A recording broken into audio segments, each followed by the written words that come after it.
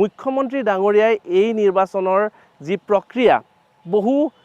বছৰ আগতেই প্ৰায় 2-3-4 বছৰ আগৰ পৰাই আৰম্ভ কৰিছিলে আৰু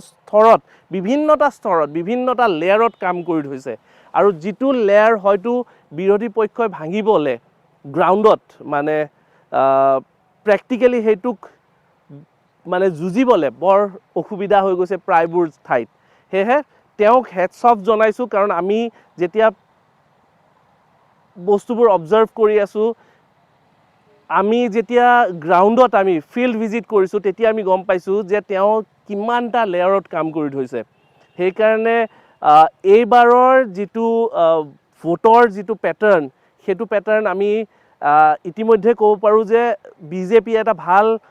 সংখ্যক সিট লৈ জয়যুক্ত হ'ব বুলি আমি এটা অনুমান লগাব পাৰিছোঁ যদিও এইটো কথা কোৱাত বহুত আগতীয়া হ'ব কাৰণ ভোট গ্ৰহণ হোৱা নাই আৰু কেইদিনমান আছে 9 তাৰিখে হ'ব ইমান আগতীয়াকৈ এইটো মই 100% বুলি দাবী কৰা নাই কিন্তু যিখিনি ঘূৰি মোৰ লাগিছে যিখিনি তথ্য আমি পাইছোঁ তাৰ পৰা আপোনালোকক জনাইছোঁ